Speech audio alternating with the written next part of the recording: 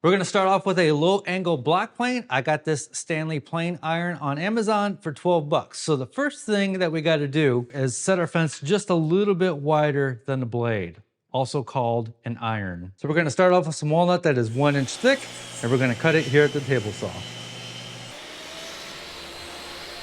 We're gonna take one end, we are going to cut off 1.5 inches, and that is going to be the front of our plane.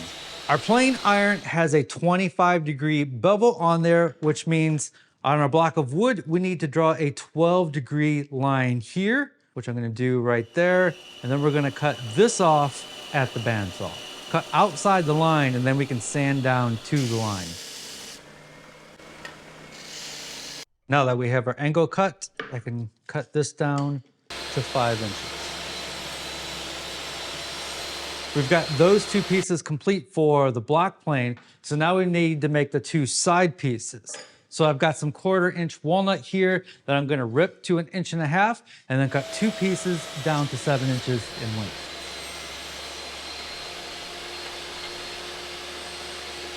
We've got our 4 pieces cut. The iron is going to go in there like that. These two guys will get flipped up here like that. I will then need to drill a hole through here to insert a 1/4 inch dowel for a wedge that's going to hold the iron in place. So I am going to drill that hole through both of these at the same time. Then we're gonna cut our dowel a little too long so we can sand down later. So we're gonna start gluing this together here. Put our dowel in one end, put it in the other. The dowel is sticking out both sides just a little bit. What we want is, we're gonna stick our iron in there, and then this front piece, we're going to push it back. So we're gonna let the blade naturally fall till it hits the bench. Then we're gonna take this front piece and push it back to about right there. And that is how we're going to glue this up. If that opening in there is too small, we can file it away to get that perfect opening. And we can let that dry. Now that the glue is dry, we're going to sand the sole of the plane perfectly flat. So I just got some adhesive back sandpaper here on my bench.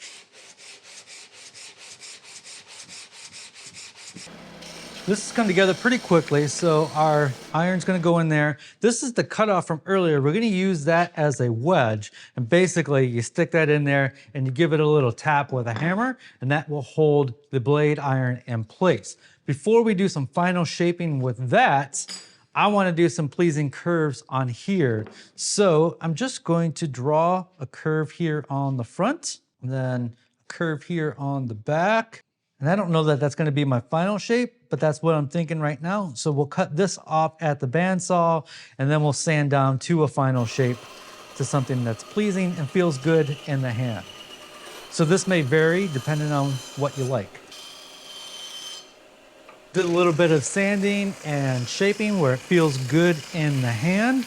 And then took that cutoff piece for the wedge, did a little sanding and shaping with that.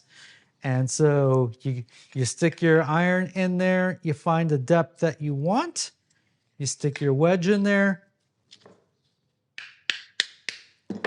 you give it a little tap. If your opening on the bottom here isn't enough for the shavings to get through, you can always take a file and open that up a little bit more, but it looks like I nailed that on the first try. Ooh, that is looking good.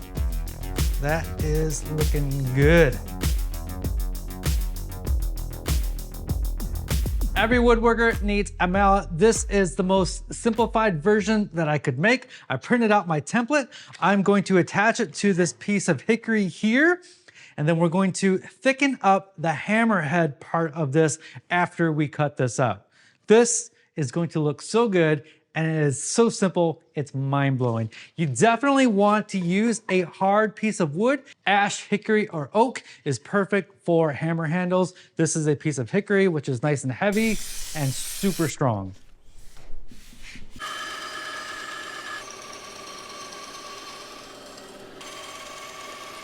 We're gonna thicken up the hammerhead portion of this, so I'm gonna trace the outline of this onto, I have no idea what this wood is. It's not Paducah, but it is insanely heavy and dense. And the grain on this is going this way. The grain for the hammerhead is going to go the opposite way. So this is going to bulk up the head and make it nice and beefy.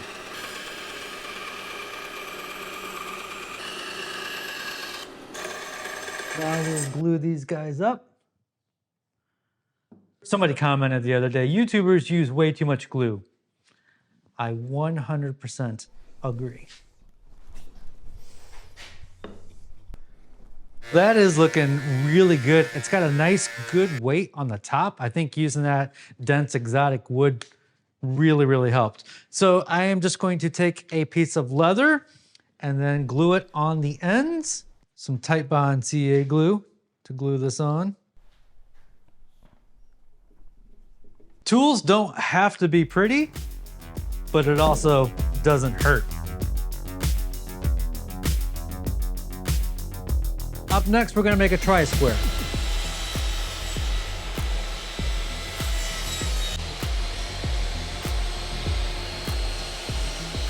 So for the handle, the centerpiece is cut a little bit smaller, and that's gonna allow us to sandwich that in there like that. This is gonna go on here like that.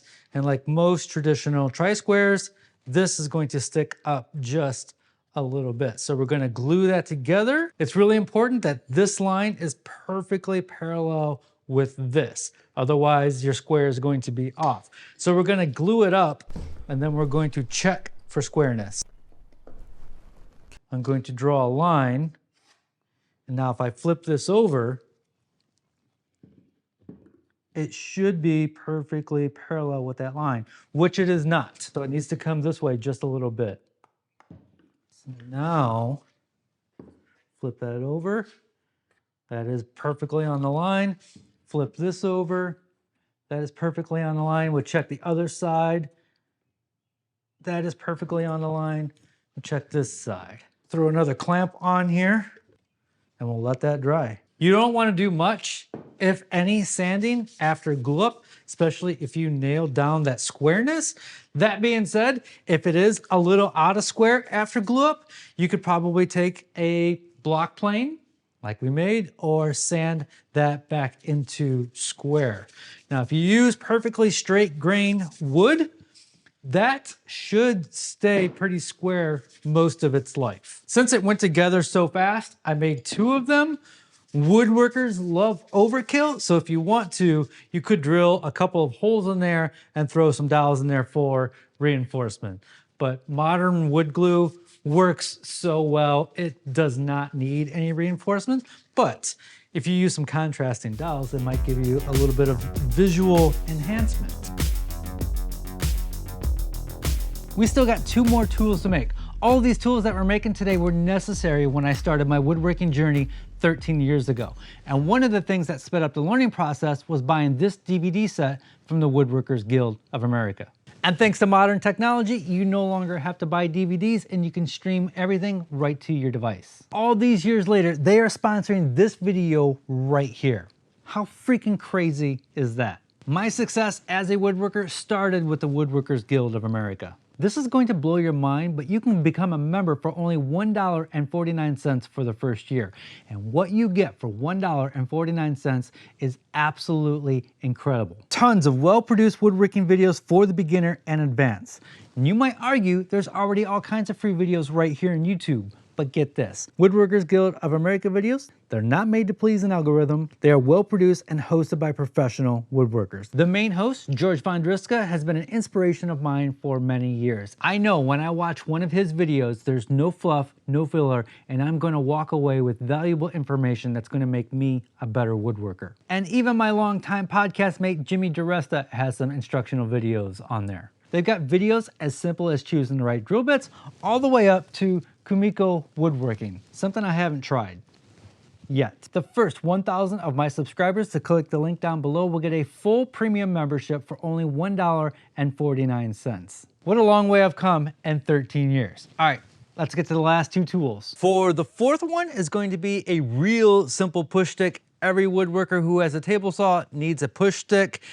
We switched shops here. We're back at the main shop due to inclement weather. We had to move over here. Just know that everything that we do in this big fancy shop, we could have done in the tiny little shop. It's just a little bit more comfortable here. So I went ahead and drew up a push stick. This is version 3. Version 2 was pretty close. Version 3 might be a little closer. A good push stick takes a few iterations. So we're gonna see how this works. No matter what the final shape is going to be, the process is exactly the same. So I'm gonna take this template and adhere it to this piece of plywood. We're gonna cut this out at the bandsaw. This is my favorite bandsaw of all time. It's nice and small. This is the Rikon 10305. This is similar to the Wen bandsaw that we were using over at the other shop, except this has a bigger cutting capacity. And man, I've just had so much good luck with this. I've had a lot of bandsaws. I got a big one over there, which we're not gonna show off today. So I'm just gonna go ahead and cut this out as best I can, cutting as close to the line as possible. Even though we're in the big fancy shop, I love my cheap sanders. This is the Harbor Freight disc sander. The Harbor Freight spindle sander.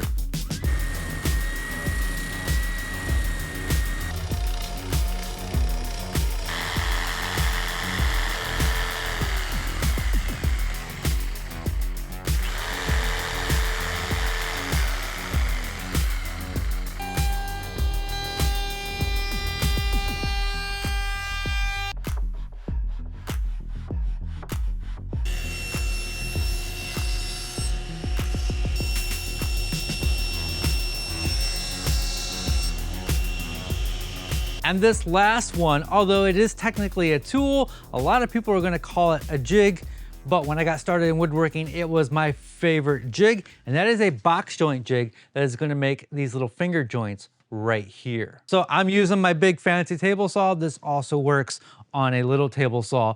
The one thing I do recommend though is getting a flat bottom grind blade. This leaves a perfectly flat cut where a combination blade doesn't leave a flat bottom. You can use a combination blade. You're just gonna have to fill tiny little gaps with sawdust. This is just going to give you a better, cleaner cut for finger joints. You'll need a miter gauge, whether it's the one that came with your table saw or an aftermarket one, some plywood, and then I have my blade set to about 3/8 inches tall, and I'm just going to run this through the blade to get the size of that curve. So now we're gonna take some hardwood and cut a thin 1/8 inch strip that's going to fit in this curve. And I want it to fit pretty good, so this might take a couple of tries. So it did take me 5 tries to get that perfect fit. So now we're gonna glue it in place. We wanna make sure that it is not sticking out the back and not sticking out of the bottom. So I need to cut this down. We're going to use the cutoff as a spacer. So you wanna make this too big to begin with. We'll glue this in place, making sure it's not sticking out the back or the bottom. We're gonna sand this down and round over the top edges.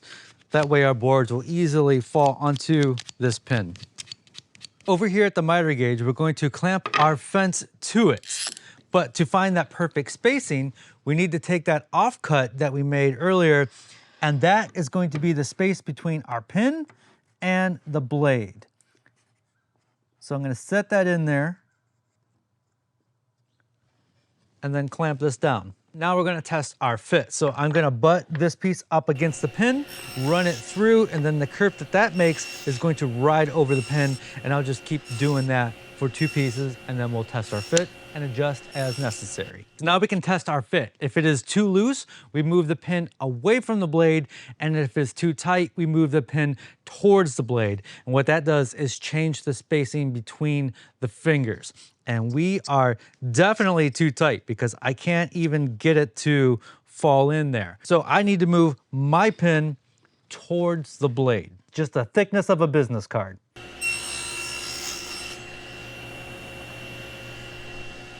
This time it's a little better, but it's still a little tight. Third time was a charm. We have the 4 pieces for a box. It's gonna be a tiny, cute little box. We need to mark the tops of each piece. Our 2 side pieces and our 2 front pieces need to be separated because we're gonna do the front pieces at the same time. Our marks on the top are always going to face towards the pin.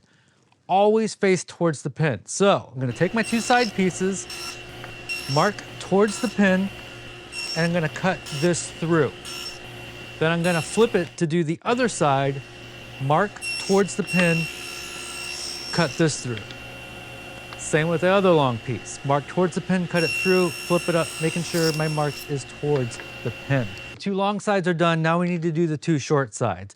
To get the 2 short sides started, you need one of the long pieces mark towards the pin. You're gonna get really annoyed with me saying that, but it's crucial. Mark towards the pin, and I'm going to set it on top of the pin.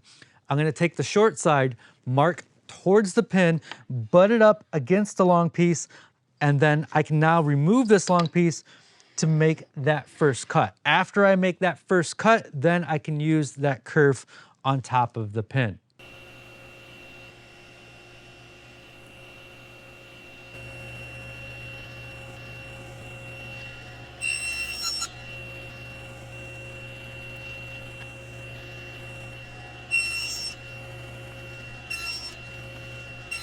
That fits great. I should have mentioned that you want your blade height while cutting that just slightly taller than the thickness of your piece. That way you can sand down the fingers.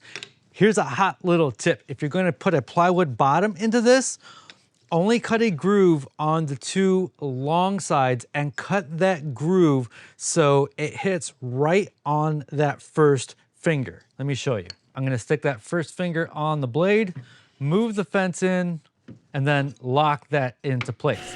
Now I'll lower my blade and cut a groove for some plywood.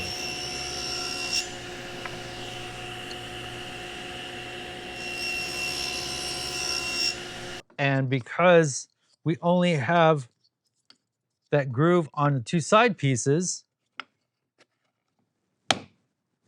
it doesn't poke out the side and your bottom is hidden.